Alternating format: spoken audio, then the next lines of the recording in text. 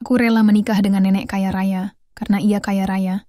Hingga malam pertama, sesuatu yang tak kuinginkan pun terjadi. Sebelumnya jangan lupa untuk subscribe. Bagi yang sudah subscribe, semoga dilimpahkan rezeki di sebuah desa kecil yang terpencil, di mana matahari bersinar terik. Sepanjang siang dan angin sepoi-sepoi, menghembus dedaunan kering di jalanan tanah, hiduplah seorang pemuda bernama Reza. Hidupnya jauh dari kata mudah. Sejak kecil, ia sudah terbiasa menghadapi kemiskinan.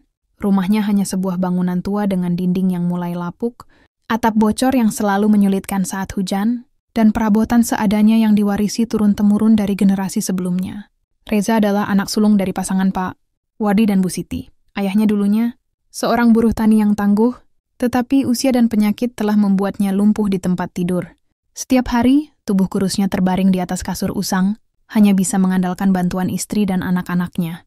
Ibunya, Bu Siti, dulunya bekerja sebagai buruh cuci, tetapi sejak pandemi melanda beberapa tahun lalu, ia kehilangan banyak pelanggan. Sejak saat itu, keluarga mereka semakin terhimpit kesulitan ekonomi. Namun penderitaan mereka tidak berhenti di situ. Rian, adik Reza yang baru berusia 8 tahun, masih membutuhkan banyak biaya untuk sekolah dan kebutuhan sehari-hari. Di usianya yang masih kecil, Rian sering melihat ibunya menangis diam-diam di sudut dapur saat mereka kehabisan beras. Sebagai satu-satunya harapan keluarga, Reza bekerja serabutan, kadang menjadi kuli angkut di pasar, kadang menjadi buruh di sawah orang lain. Namun, upah yang ia terima tidak cukup untuk menutupi semua kebutuhan keluarga. Hutang mereka terus bertambah, terutama kepada rentenir desa yang tidak segan-segan menagih dengan kasar. Suatu hari, ketika Reza pulang dari bekerja, ia melihat seorang pria berjaket hitam sedang berdiri di depan rumahnya. Pria itu bukan orang asing, ia adalah Bang Iwan, seorang rentenir yang terkenal kejam di desa mereka. "Reza, udah 3 bulan lu nunggak. Mau sampai kapan lu mau ngelunasin utang bapak lu?" Suara Bang Iwan terdengar kasar, penuh ancaman. Reza menelan ludah, menatap ibunya yang berdiri ketakutan di pintu rumah. Ia tahu mereka tidak punya uang sepeser pun. "Kasih saya waktu." "Bang, saya pasti bayar," kata Reza. Suaranya penuh ketegangan. Bang Iwan tertawa sinis. "Waktu? Lu pikir gua bank yang bisa kasih perpanjangan? Kalau dalam seminggu lu nggak bisa bayar, gua ambil rumah lu." Mata Reza membulat. Rumah itu mungkin kecil dan reyot, tetapi itu satu-satunya tempat berlindung bagi keluarganya. Ia tidak bisa membiarkan mereka hidup di jalanan. Setelah rentenir itu pergi, Reza duduk di depan rumahnya, menggenggam kepalanya yang terasa berat. Ia tidak tahu harus berbuat apa. Hingga pada malam itu, ibunya memberitahu sesuatu yang membuatnya terkejut. "Ada satu cara untuk keluar dari masalah ini." "Nak," kata Bu Siti dengan suara bergetar. Reza menatap ibunya penuh harap. "Apa, Bu? Saya akan lakukan apa saja." Ibunya menelan ludah, tampak ragu-ragu sebelum akhirnya berkata, "Menikahlah dengan Nenek Ratna." Reza terbelalak. Nama itu bukanlah nama yang asing baginya. Nenek Ratna adalah janda kaya di desa mereka, seorang wanita berusia 65 tahun yang dikenal memiliki harta melimpah. Ia memiliki perkebunan, beberapa toko di kota, dan rumah mewah di desa. Namun usianya yang sudah senja membuatnya kesepian, apalagi setelah anak-anaknya lebih memilih tinggal di kota dan jarang pulang. "Bu, apa ibu serius? Aku menikahi seorang nenek." Suara Reza penuh ketidakpercayaan. Bu Siti mengangguk dengan berat hati. "Dia sudah lama mencari suami muda yang bisa menemani hari-harinya. Kalau kamu menikah dengannya, hutang kita bisa lunas, dan kita bisa hidup lebih baik." Reza merasa seperti dihantam batu besar. Menikahi seorang wanita yang lebih pantas menjadi neneknya sendiri, itu tidak hanya sulit diterima akal, tetapi juga bertentangan dengan hatinya. Ia masih muda, memiliki impian untuk menikahi seorang wanita yang ia cintai, memiliki keluarga kecil yang bahagia, bukan menjadi suami dari seorang wanita tua hanya demi harta. Namun di sisi lain, ia melihat ayahnya yang terbaring lemah, ibunya yang lelah bekerja tanpa hasil, dan adiknya yang masih kecil. Jika ia menolak, rumah mereka bisa disita kapan saja. Mereka akan tidur di jalanan, dan ayahnya mungkin tidak akan bertahan lama dalam kondisi seperti itu. Malam itu, Reza tidak bisa tidur. Ia menimbang-nimbang keputusan yang akan mengubah hidupnya selamanya. Ia tahu bahwa menikahi Nenek Ratna bukanlah jalan yang ia inginkan, tetapi ini satu-satunya pilihan yang ia miliki. Keesokan harinya, dengan hati yang berat, ia pergi menemui Nenek Ratna. Wanita itu menyambutnya dengan senyuman lebar, seolah sudah tahu tujuan kedatangannya. "Aku sudah lama menunggu jawabanmu, Reza," ujar Nenek Ratna dengan nada puas. Reza menatapnya dengan mata kosong. Ia menarik napas dalam-dalam sebelum mengucapkan kata-kata yang terasa begitu pahit di lidahnya. "Saya setuju menikah dengan Anda. Hari pernikahan Reza dan Nenek Ratna digelar dengan cukup meriah. Meskipun Reza merasa terjebak dalam situasi yang tidak ia inginkan, warga desa melihatnya sebagai keberuntungan besar. Bagaimana tidak? Seorang pemuda miskin tiba-tiba menikah dengan seorang janda kaya raya yang memiliki banyak harta. Namun di balik senyum dan doa restu dari para tamu undangan, hanya Reza yang tahu betapa berat hatinya menjalani hari itu. Ia mengenakan setelan pengantin putih, berdiri di samping Nenek Ratna yang tersenyum puas. Saat ijab kabul diucapkan, tangannya sedikit gemetar. Bibirnya terasa kaku saat menyebutkan nama wanita yang kini resmi menjadi istrinya. Saya terima nikahnya Ratna binti Sukarman dengan mas kawin tersebut. Tunai. Tepuk tangan menggema, para tamu bersorak, dan ibunya menitikkan air mata.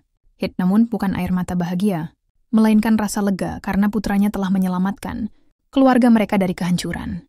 Setelah akad, mereka duduk berdampingan di pelaminan.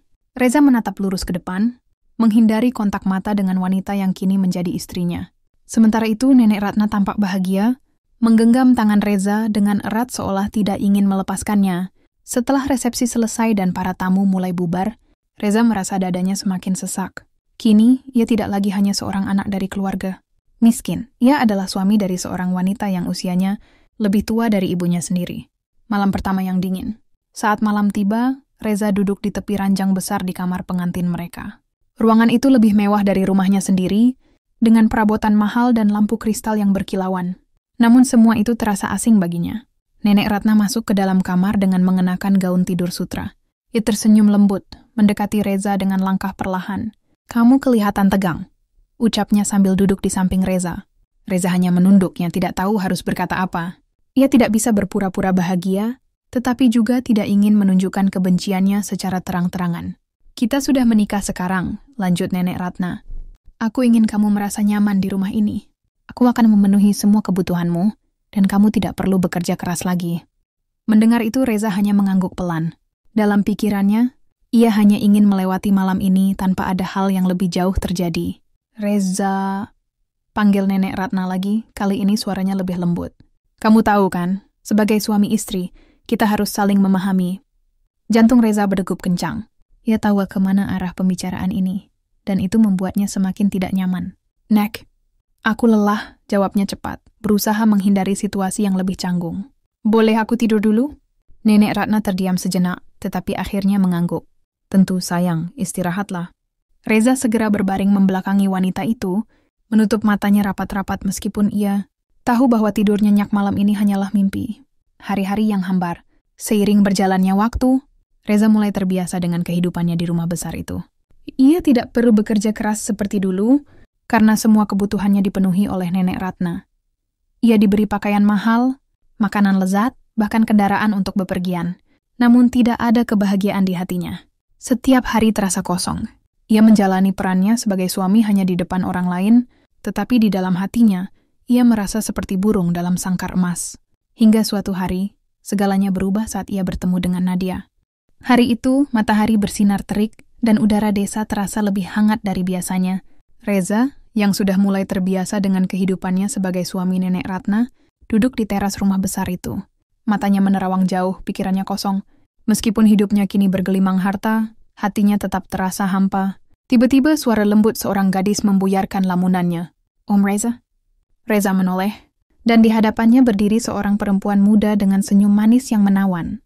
Matanya jernih, wajahnya berseri-seri, dan ada sesuatu dalam dirinya yang membuat dada Reza berdegup lebih cepat. Iya," jawab Reza, sedikit bingung. "Aku Nadia," ucap gadis itu sambil tersenyum. "Cucu Nenek Ratna. Aku baru pulang dari kota untuk liburan." Reza terdiam sejenak. "Cucu?" Jantungnya berdetak lebih cepat. Ia tidak menyangka bahwa Nenek Ratna memiliki cucu yang begitu muda dan cantik. Nadia melangkah mendekat, duduk di kursi kayu di samping Reza. "Aku dengar dari nenek, Om Reza sekarang tinggal di sini." "Iya," jawab Reza pelan. "Kok kelihatan sedih?" tanya Nadia penasaran. "Bukannya Om Reza sekarang hidup enak?" Reza tersenyum tipis, mencoba menyembunyikan perasaan sebenarnya. Kadang sesuatu yang terlihat baik dari luar, belum tentu seperti itu di dalamnya. Nadia menatapnya lama lalu mengangguk pelan. "Aku mengerti. Kadang orang juga melihat aku bahagia karena punya keluarga kaya, tapi mereka tidak tahu apa yang sebenarnya kurasakan." Reza menoleh, menatap mata Nadia yang berbinar. Ada sesuatu dalam tatapan itu yang terasa familiar, kesedihan. yang sama seperti yang ia rasakan.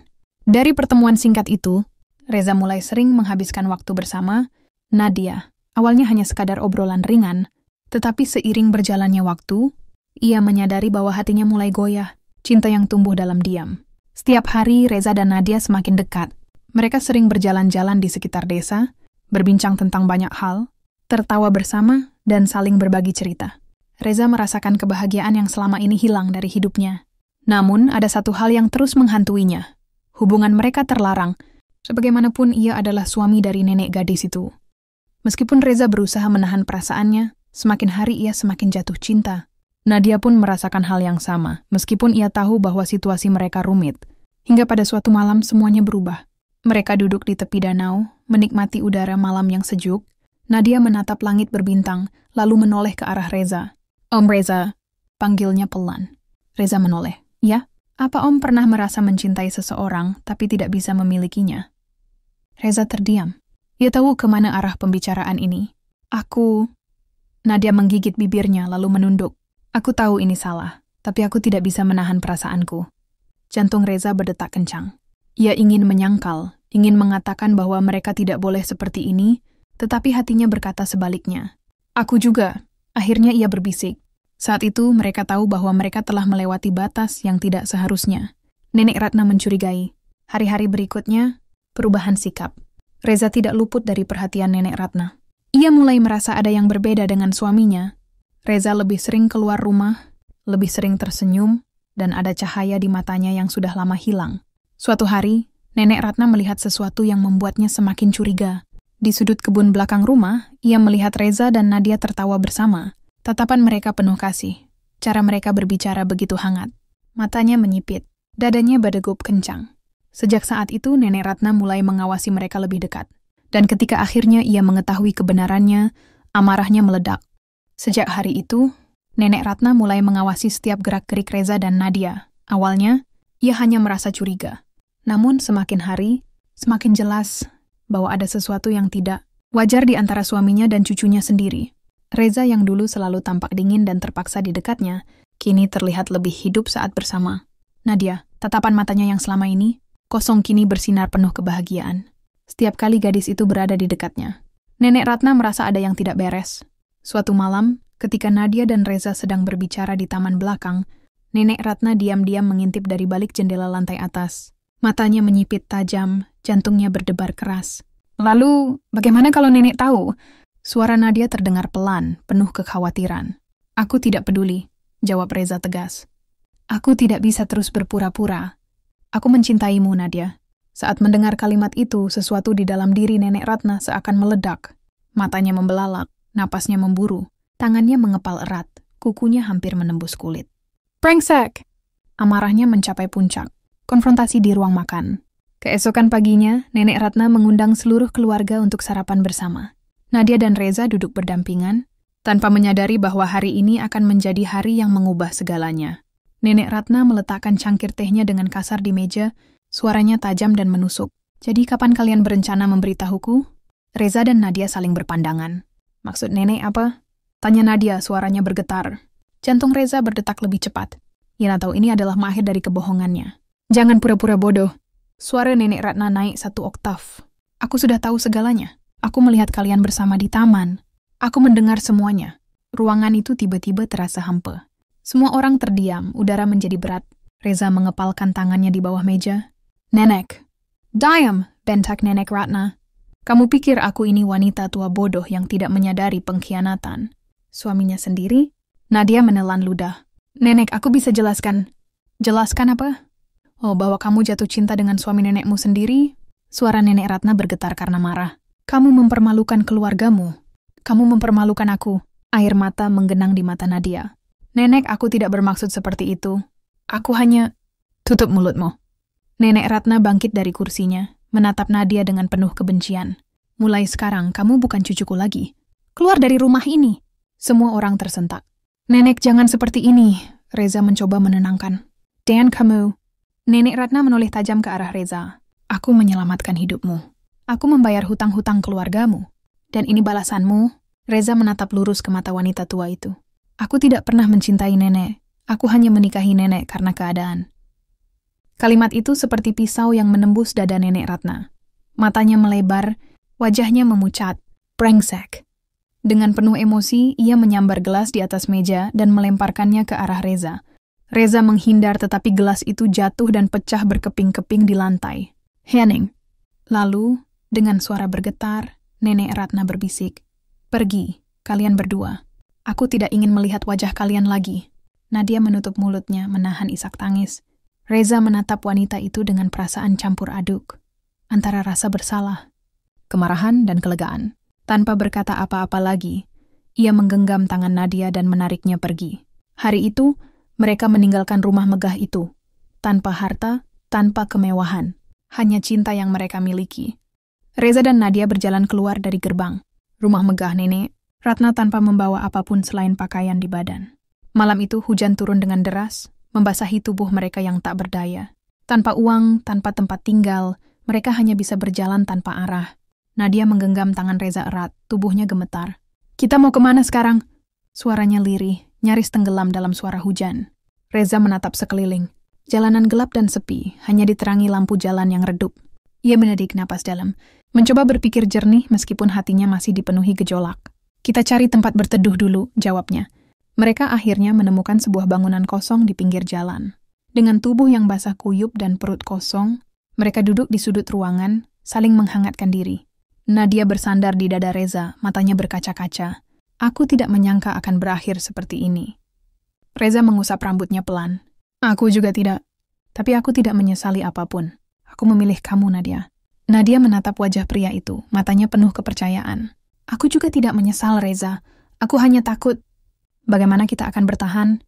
Reza menggenggam tangannya erat. Aku akan mencari pekerjaan. Kita akan membangun hidup kita dari nol. Cobaan awal. Hari-hari pertama tanpa kemewahan adalah neraka bagi mereka. Reza, yang terbiasa hidup tanpa banyak uang, tidak terlalu terkejut dengan keadaan ini. Tapi bagi Nadia, yang sejak kecil terbiasa hidup berkecukupan, ini adalah pukulan telak. Ia harus belajar tidur di tempat sempit dan keras, menahan lapar, dan menerima kenyataan bahwa kini ia tidak memiliki apa-apa lagi. Reza bekerja serabutan, menjadi kuli bangunan, buruh di pasar, bahkan kadang hanya mendapat upah dari mengangkat barang. Sementara itu, Nadia mencoba mencari pekerjaan, tetapi tidak ada yang mau menerima seorang gadis tanpa pengalaman kerja. Suatu malam, Nadia menangis dalam diam. Reza yang melihatnya merasa hancur. Ia menarik gadis itu ke dalam pelukannya. Kita akan melewati ini bersama, bisiknya. Nadia hanya mengangguk meskipun hatinya dipenuhi keraguan. Balas dendam Nenek Ratna. Sementara itu, di rumah megahnya, Nenek Ratna duduk di kursinya dengan ekspresi dingin. Matanya menatap kosong ke jendela, memikirkan pengkhianatan yang baru saja ia alami. Seorang pelayan masuk, membawa secangkir teh hangat. Nyonya, apakah Anda baik-baik saja? Nenek Ratna tidak menjawab. Dalam pikirannya, hanya ada satu hal, balas dendam. Tidak ada yang bisa mempermalukan aku seperti ini, gumamnya pelan. Ia memanggil seorang pria berpakaian rapi ke ruangannya. Pria itu adalah pengacaranya. Kita akan membuat hidup mereka menderita, katanya tegas. Aku ingin kamu mencari cara untuk menghancurkan mereka. Pengacara itu mengangguk. Sewa akan mencari tahu keberadaan mereka dan melihat apa yang bisa kita lakukan. Nenek Ratna tersenyum tipis. Bagus. Aku ingin mereka menyesali keputusan mereka. Suatu hari, saat bekerja sebagai kuli bangunan, Reza bertemu dengan seorang pria tua yang memandangnya lama. Kamu, anaknya Pak Dharma kan? Tanya pria itu. Reza menoleh, terkejut. Iya Pak, Bapak mengenal ayah saya? Pria itu mengangguk. Ayahmu dulu pernah menolongku di masa sulitku. Aku berhutang budi padanya. Reza terdiam. Ia tidak menyangka bahwa ayahnya, yang kini sakit-sakitan pernah menolong orang lain. Pria itu menatapnya lama. Aku ingin membantumu, Nak. Aku punya usaha kecil, dan aku butuh orang yang bisa dipercaya. Mau bekerja denganku? Mata Reza berbinar. Ini tuh adalah kesempatan yang tidak boleh ia sia-siakan. Terima kasih, Pak. Saya akan bekerja sebaik mungkin. Dari situlah, hidup Reza dan Nadia mulai berubah sedikit demi sedikit. Namun mereka tidak tahu bahwa di balik semua itu, Nenek Ratna masih belum selesai dengan mereka. Hidup Reza dan Nadia perlahan mulai membaik. Setelah mendapatkan pekerjaan dari pria yang pernah ditolong ayahnya, Reza mulai bekerja lebih keras dari sebelumnya. Meski gajinya tidak besar, ia merasa bangga karena bisa menghidupi dirinya dan Nadia dengan hasil keringat sendiri. Namun, di balik semua itu, badai sedang menunggu untuk menghancurkan mereka. Di rumah megahnya, Nenek Ratna tidak tinggal diam. Ia menolak menerima kenyataan bahwa suaminya dan cucunya telah mengkhianatinya. Baginya, ini bukan hanya tentang kehormatan, tetapi juga harga diri. Ia memanggil pengacaranya ke ruang kerjanya yang dipenuhi perabotan mahal. Aku ingin tahu semua tentang mereka, katanya tegas. Di mana mereka tinggal, apa yang mereka lakukan, dan siapa yang membantu mereka. Pengacaranya mengangguk. Saya akan menyelidiki, Nyonya. Beberapa hari kemudian, laporan itu sampai ke tangan Nenek Ratna. Mereka mulai bekerja di toko kelontong. Kecil milik seorang pria bernama Pak Darman, Lapor Sang Penggakara. Reza bekerja sebagai asisten toko. Sementara Nadia membantu membersihkan dan melayani pelanggan. Nenek Ratna menyipitkan matanya. Jadi, mereka pikir bisa hidup bahagia tanpa aku? Ia menyeringai dingin. Pastikan mereka kehilangan segalanya. Serangan pertama, menghancurkan pekerjaan Reza. Malam itu, sebuah mobil mewah berhenti di depan toko kecil tempat Reza bekerja. Dari dalamnya, keluar seorang pria berpakaian rapi. Ina berjalan masuk dengan percaya diri, lalu menghampiri Pak Darman, sang pemilik toko. Saya mendengar Anda memiliki pegawai baru. Katanya suaranya tenang namun tajam. Pak Darman mengangguk. Ya, dia anak baik. Kerja keras, jujur. Pria itu tersenyum tipis. Sayang sekali. Karena jika Anda tidak memecatnya, bisnis Anda akan menghadapi banyak masalah. Pak Darman mengernyit. Apa maksud Anda? Pria itu menyerahkan sebuah amplop tebal berisi dokumen. Kami menemukan beberapa pelanggaran pada izin usaha. Anda tahu jika Anda tetap mempekerjakan Reza, saya jamin toko ini akan ditutup dalam waktu seminggu. Pak Darman membaca dokumen itu dengan tangan gemetar. Ia tahu siapa yang berada di balik ini, Nenek Ratna. Hari itu juga ia memanggil Reza ke belakang toko. Maafkan aku, Nak, katanya dengan suara berat. Aku tidak punya pilihan. Aku harus memecatmu. Reza tertegun. Kenapa, Pak? Pak Darman menatapnya dengan penuh penyesalan. Ini bukan salahmu. Tapi kalau aku tetap mempekerjakanmu, aku akan kehilangan tokoku. Reza mengepalkan tangannya. Ia tahu siapa yang melakukan ini. Serangan kedua menjebak Nadia. Saat Reza pulang dengan wajah lesu, Nadia menyambutnya dengan senyuman. Ia tidak tahu bahwa masalah baru sedang menunggu mereka. Ada apa? Tanyanya khawatir melihat wajah murung Reza. Aku kehilangan pekerjaan, jawab Reza lirih. Mata Nadia membesar. Apa? Kenapa? Nenek Ratna, gumamnya pelan tetapi penuh kepastian. Nadia menggigit bibirnya. Kita tidak bisa membiarkan dia menang, Reza. Kita harus terus berjuang. Tapi sebelum mereka sempat merencanakan langkah selanjutnya, telepon di rumah kontrakan mereka berdering. Ini Nadia? Suara seorang wanita terdengar dari seberang telepon. Iya, saya sendiri, jawab Nadia. Saya dari perusahaan butik. Kami tertarik dengan lamaran kerja. Anda, bisakah? Anda datang untuk wawancara besok? Mata Nadia berbinar. Ini kesempatan. Tentu saya akan datang. Katanya penuh semangat. Namun, ia tidak tahu bahwa ini adalah bagian dari rencana Nenek Ratna. Jebakan berbahaya. Keesokan harinya Nadia pergi ke alamat yang diberikan. Saat ia tiba di sebuah gedung tinggi yang terlihat mewah, hatinya dipenuhi harapan. Seorang wanita berpakaian rapi menyambutnya. Silakan masuk, Nona Nadia. Nadia mengikuti wanita itu ke dalam ruangan yang luas. Namun begitu ia masuk, pintu di belakangnya terkunci. Nadia berbalik, wajahnya penuh kebingungan. Apa yang terjadi? Tiba-tiba suara yang sangat ia kenal bergema di ruangan itu. Kamu benar-benar gadis bodoh. Nenek Ratna muncul dari balik kursi besar di ruangan itu, menatap Nadia dengan sorot mata penuh kebencian. Nenek? Nadia membelalak. Nenek Ratna tersenyum dingin. Apa kau pikir aku akan membiarkanmu hidup bahagia setelah apa yang kau lakukan padaku? Nadia menelan ludah, tubuhnya mulai gemetar. Aku hanya ingin bahagia, katanya pelan. Nenek Ratna tertawa sinis. Bahagia? Setelah kau merebut suami mudaku? Setelah kau menghancurkan nama baik keluargaku? Air mata mulai menggenang di mata Nadia. Aku tidak bermaksud seperti itu, Nek. Aku mencintai Reza. Nenek Ratna mengangkat tangannya, dan tiba-tiba dua pria berbadan kekar masuk ke dalam ruangan. Seret dia keluar, perintahnya dingin. Nadia berusaha melawan, tetapi cengkeraman mereka terlalu kuat. Nenek, tolong jangan lakukan ini. Nadia menangis, tetapi Nenek Ratna hanya menatapnya tanpa emosi. Hidupmu yang bahagia berakhir di sini, Nadia. Saat Nadia dibawa keluar, hatinya dipenuhi ketakutan. Ia tidak tahu apa yang akan terjadi padanya. Namun satu hal yang pasti, Nenek Ratna tidak akan berhenti sampai ia benar-benar menghancurkan mereka. Hati Reza berdegup kencang saat ia pulang ke kontrakan kecil mereka dan tidak menemukan Nadia di sana. Seharusnya Nadia sudah kembali dari wawancara kerja. Seharusnya ia sudah duduk di sofa reot. Mereka sambil tersenyum dan bercerita tentang harapannya. Tapi kini hanya ada kesunyian. Reza mencoba menenangkan diri, berpikir logis. Mungkin ponselnya mati. Mungkin ia masih dalam perjalanan pulang.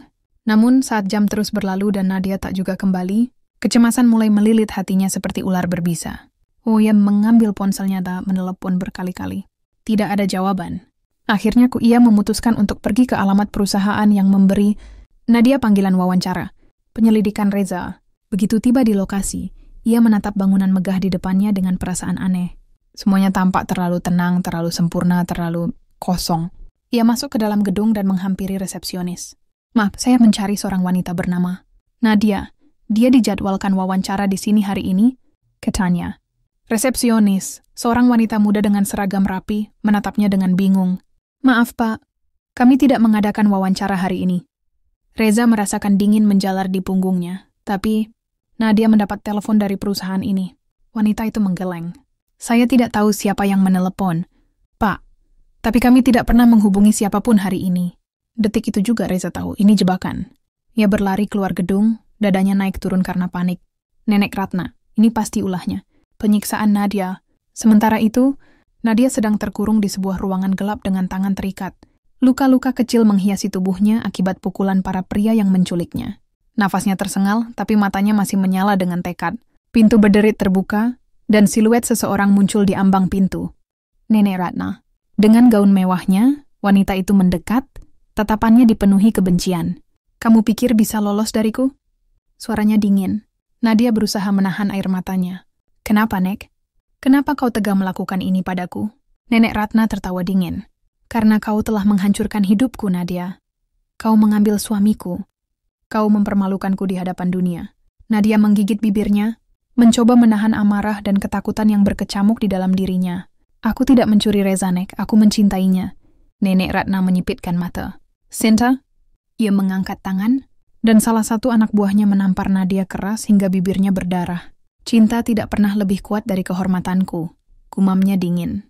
Reza melawan. Reza tahu bahwa ia harus bertindak cepat. Ia pergi ke beberapa orang yang mungkin tahu keberadaan Nadia, tapi semua orang takut untuk berbicara. Akhirnya ia menemukan seseorang, sopir pribadi. Nenek Ratna, yang bersedia memberitahu lokasi di mana Nadia disekap. Namun tempat itu bukan rumah biasa. Itu adalah sebuah villa terpencil di pinggir kota, dijaga ketat oleh beberapa pria berbadan besar. Reza tahu ini tidak akan mudah.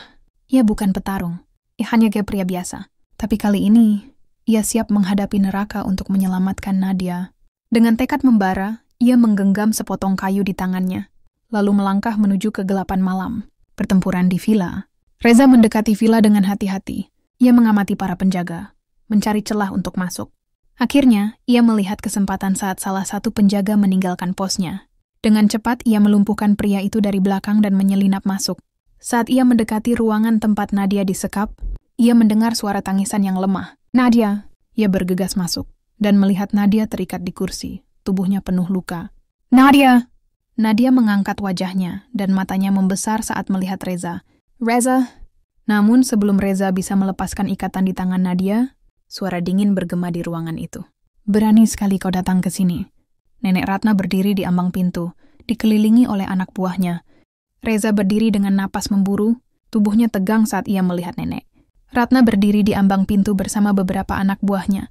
Nenek Ratna menatapnya dengan senyum dingin, seperti seorang ratu yang baru saja menang perang. Berani sekali kau datang ke sini, katanya dengan suara pelan namun tajam. Reza menatapnya dengan penuh kebencian. Lepaskan Nadia. Nenek Ratna tertawa kecil. Dan kalau aku menolak? Reza mengepalkan tangannya, matanya penuh amarah. Aku tidak akan pergi tanpa dia. Nenek Ratna mengangkat alisnya, lalu menoleh ke anak buahnya. Hancurkan dia. Pertarungan dimulai, 3 pria berbadan besar langsung menyerang. Reza. Yang pertama mencoba memukulnya dengan tongkat besi, tetapi Reza menghindar dengan cepat dan membalas dengan pukulan keras ke rahang pria itu, membuatnya jatuh tersungkur. 2 orang lainnya menyerang bersamaan. Salah satu berhasil menendang perut Reza hingga ia terhuyung mundur. Nadia menjerit, Reza! Namun Reza tidak menyerah. Ia menahan sakitnya dan berusaha bertahan. Dengan satu gerakan cepat, ia meraih potongan kayu yang ada di lantai dan mengayunkannya ke kepala salah satu pria. Pug! Pria itu jatuh ke lantai, pingsan seketika. Tapi lawan terakhir masih berdiri. Endofrimbian datamishan. Dengan satu dorongan keras, ia melempar Reza ke dinding. Reza mengerang kesakitan. Darah mengalir dari sudut bibirnya. Nenek Ratna tertawa puas. Kau pikir kau bisa menang melawanku, bocah miskin? Katanya dengan nada menghina. Reza terbatuk, tapi matanya tetap penuh tekad. Aku tidak akan pernah membiarkanmu menyakiti Nadia lagi. Pria besar itu melangkah maju, siap memberikan pukulan terakhir. Tapi tiba-tiba, prak!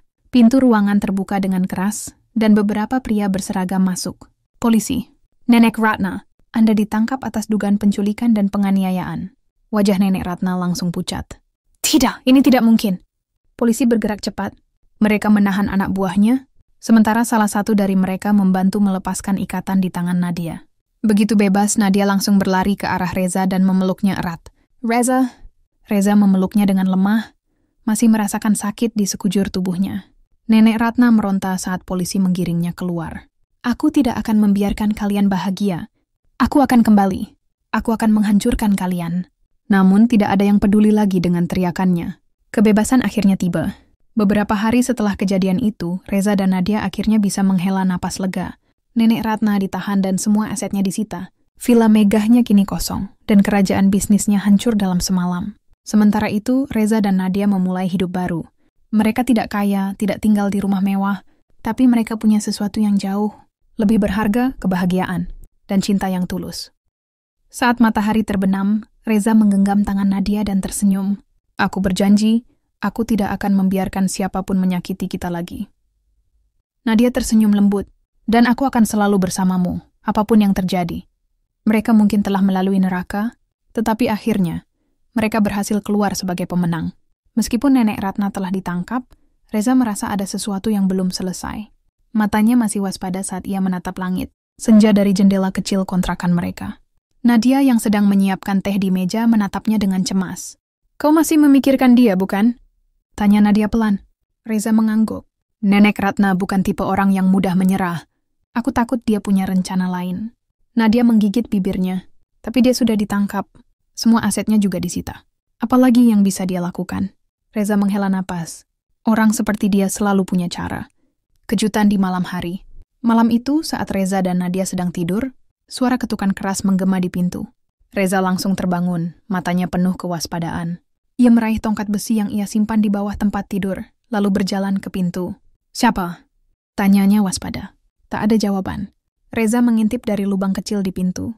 Tidak ada siapa-siapa. Tapi firasatnya mengatakan ada sesuatu yang salah. Saat ia baru berbalik untuk kembali ke kamar, tiba-tiba, prak! Jendela pecah, dan gas beracun menyembur masuk ke dalam rumah. Nadia keluar! Teriak Reza sambil menahan batuk. Nadia menjerit dan berlari ke arahnya, tetapi tubuhnya mulai melemah. Reza buru-buru menutupi hidungnya dengan kain dan menarik. Nadia keluar dari pintu belakang. Mereka berlari keluar rumah dengan napas tersengal. Begitu mereka sampai di gang kecil, Reza menoleh ke rumah mereka dan melihat bayangan seseorang berdiri di dekat jendela yang pecah. Seseorang mengenakan jas hitam, wajahnya tertutup masker, berdiri di kegelapan. Lalu dalam sekejap dia menghilang. Reza mengepalkan tangannya. Nenek Ratna tidak sendirian. Dia masih punya orang di luar sana. Perburuan dimulai. Pagi harinya Reza melaporkan kejadian itu ke polisi. Namun mereka hanya bisa menyelidiki tanpa bukti kuat. Kami akan meningkatkan pengawasan. Tapi tanpa saksi atau petunjuk yang jelas, sulit untuk menangkap pelakunya, kata seorang polisi. Reza menatap tajam keluar jendela kantor polisi. Ia tahu satu hal, jika hukum tidak bisa melindungi mereka, maka ia sendiri yang akan menyelesaikan ini. Aku tidak akan membiarkan Nadia hidup dalam ketakutan lagi, gumamnya. Dan dengan itu perburuannya dimulai. Reza tahu, jika ia ingin melindungi Nadia, ia tidak bisa hanya menunggu. Ia harus bergerak lebih dulu. Setelah memastikan Nadia aman di rumah temannya, Reza mulai mencari petunjuk tentang siapa yang menyerang mereka semalam. Reza memutuskan untuk mencari tahu lebih banyak tentang keadaan Nenek Ratna di penjara. Melalui seorang kenalannya di kepolisian, ia berhasil mendapatkan informasi mengejutkan meskipun semua asetnya telah disita. Ada seseorang yang membayar mahal agar Nenek Ratna mendapatkan perlakuan istimewa di dalam penjara. Dia tidak terlihat seperti tahanan biasa, kata kenalan Reza. Ada orang kuat di belakangnya. Reza mengepalkan tangan. Jika Nenek Ratna masih memiliki koneksi, itu berarti bahaya bagi dirinya dan Nadia belum berakhir. Ia harus mencari tahu siapa dalang di balik semua ini. Anak buah setia. Penyelidikan Reza membawanya ke sebuah tempat terpencil di pinggiran kota. Sebuah gudang tua yang terlihat terbengkalai. Tapi firasatnya mengatakan, ada sesuatu yang mencurigakan di sana. Saat malam tiba, Reza mengendap-endap mendekati gudang itu. Dari celah papan yang rusak, ia melihat dua pria berbicara dengan seseorang melalui telepon. Kita harus segera menghabisi mereka sebelum polisi ikut campur lebih jauh, kata salah satu pria berbadan besar. Jangan gegabah, jawab yang satunya. Nenek Ratna bilang kita harus menunggu perintah. Dia masih menyusun rencana. Reza merasakan darahnya mendidih. Jadi benar, ada yang masih bekerja untuk Nenek Ratna di luar sana. Tapi yang lebih mengejutkan, saat pria berbadan besar itu berbalik, wajahnya terlihat jelas di bawah sinar lampu redup. Reza langsung mengenalinya. Itu adalah Bayu, pengawal pribadi Nenek Ratna yang selama ini dianggap sudah kabur. Pertarungan tak terduga. Reza tidak bisa tinggal diam. Ia harus mencari cara untuk menangkap mereka. Atau setidaknya mendapatkan informasi lebih banyak. Tapi tiba-tiba, "Hei, siapa di sana?" Salah satu pria melihat bayangan Reza. Tanpa pikir panjang, Reza berlari. Tapi Bayu dan anak buahnya lebih cepat. Mereka mengejar Reza melewati lorong sempit di belakang gudang. Reza tahu ia tidak bisa lari selamanya. Ya moksa di tikongan berikutnya, ia berbalik dan bersiap menghadapi mereka.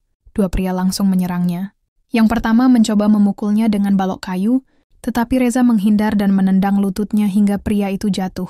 Bayu maju dengan tinju mengarah ke wajah Reza. "Tok!"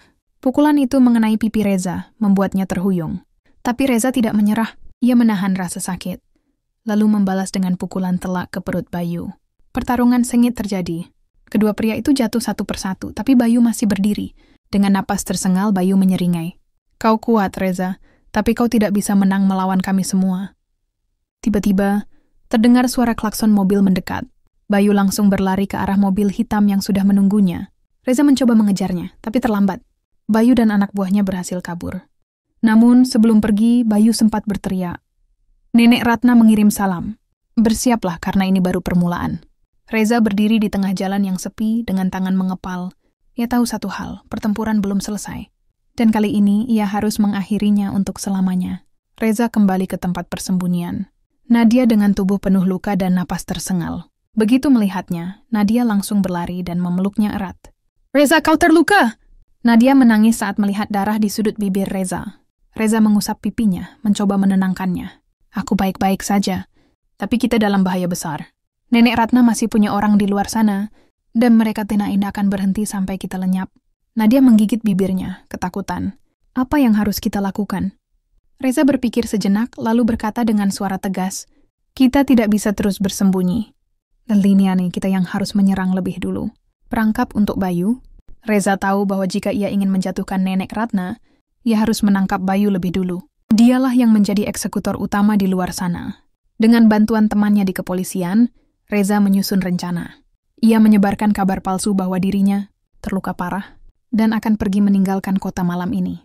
Informasi ini sengaja ia bocorkan melalui beberapa orang yang kemungkinan besar masih memiliki hubungan dengan Bayu. Dan benar saja tidak, butuh waktu lama sebelum Bayu dan anak buahnya termakan jebakan itu. Malam itu, di sebuah gudang tua di pinggiran kota, Reza menunggu di dalam sebuah mobil yang tampak rusak. Dari kejauhan ia melihat sebuah mobil hitam berhenti. Bayu keluar diikuti oleh dua anak buahnya. "Pastikan dia ada di dalam mobil itu," kata Bayu dengan nada curiga.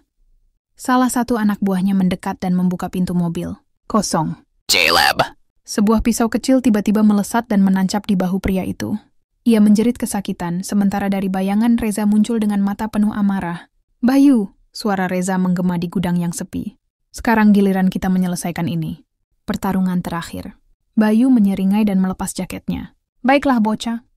Aku sudah lama menunggu kesempatan ini." Tanpa aba-aba, Bayu langsung menyerang. Tinju pertamanya meleset, tapi serangan kedua mengenai perut Reza dengan keras. Reza tersungkur, tetapi dengan cepat ia berguling dan menendang kaki Bayu hingga pria itu terjatuh.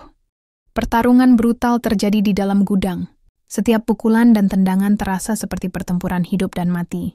Bayu jelas lebih besar dan kuat, tetapi Reza lebih gesit dan cerdas. Saat Bayu hendak menghantamnya dengan besi panjang, Reza menunduk dan memanfaatkan momentum untuk menghantam lutut Bayu dengan siku. Krak! Bayu menjerit. Lututnya tertekuk dan ia jatuh ke lantai. Saat itulah siren polisi meraung di kejauhan. Wajah Bayu langsung pucat. "Brengsek, kau menjebakku." Reza menarik napas panjang dan berkata dengan tenang, "Kau pikir hanya Nenek Ratna yang bisa bermain kotor? Polisi masuk dan segera menangkap Bayu serta anak buahnya. Sebelum dibawa pergi, Bayu sempat menatap Reza dengan penuh kebencian. Nenek Ratna tidak akan membiarkan ini. Dia masih punya kartu terakhir. Reza hanya tersenyum dingin. Kita lihat saja nanti. Akhir dari segalanya, dengan ditangkapnya Bayu, kekuatan Nenek Ratna melemah drastis. Dalam waktu singkat, pihak kepolisian berhasil mengungkap beberapa kejahatan lain yang ia lakukan, termasuk rencana pembunuhan terhadap Reza dan Nadia. Seminggu kemudian, Reza dan Nadia menghadiri sidang terakhir Nenek Ratna. Wanita tua itu duduk di kursi terdakwa dengan wajah penuh amarah. Ia menatap Reza dan Nadia dengan kebencian mendalam. Kalian pikir ini sudah berakhir? Katanya dengan suara rendah. Aku mungkin di penjara, tapi aku akan memastikan kalian tidak pernah hidup tenang. Reza hanya menatapnya dengan tatapan dingin. Bedanya kali ini, kau yang berada di balik jeruji dan kami yang bebas. Hakim mengetukkan palunya. Nenek Ratna divonis hukuman seumur hidup. Tangisan kebencian Nenek Ratna menggema di ruang sidang. Tetapi kali ini, tidak ada yang peduli. Reza menggenggam tangan Nadia erat, dan mereka berdua keluar dari ruang sidang dengan perasaan lega. Mereka telah menang. Mereka telah mendapatkan kebebasan mereka. Dan yang paling penting, mereka masih bersama.